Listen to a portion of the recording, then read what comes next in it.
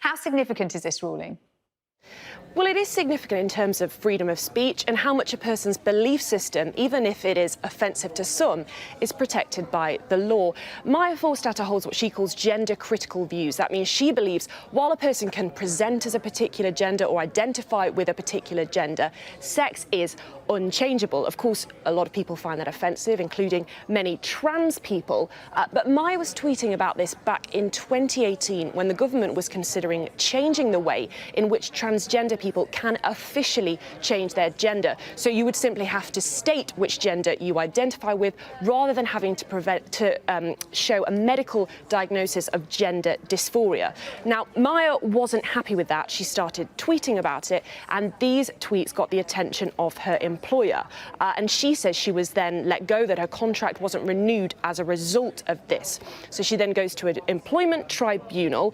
They ruled that her views weren't protected from discrimination. Her team had made the case that in the same way that you can't discriminate against someone because of their race or religion, Maya shouldn't have been discriminated against because of what they described as her philosophical beliefs. She then appealed that decision, and a judge today has sided with her. And this is what Maya had to say in response.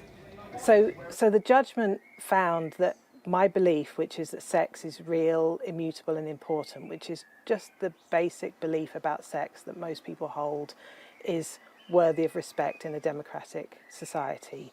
It overturned the previous judgment, and it said that this belief should be protected. So people who hold this belief shouldn't be discriminated against at work or as users of services, and they shouldn't be harassed.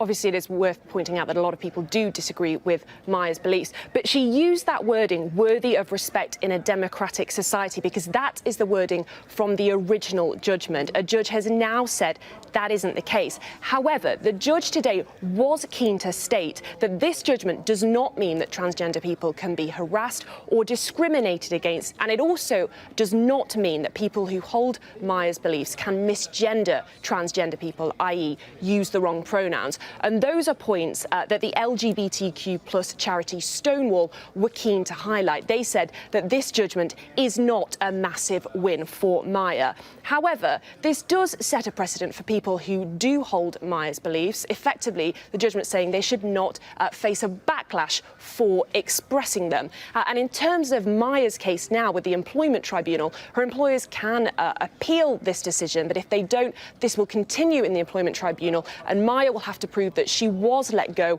because of these beliefs.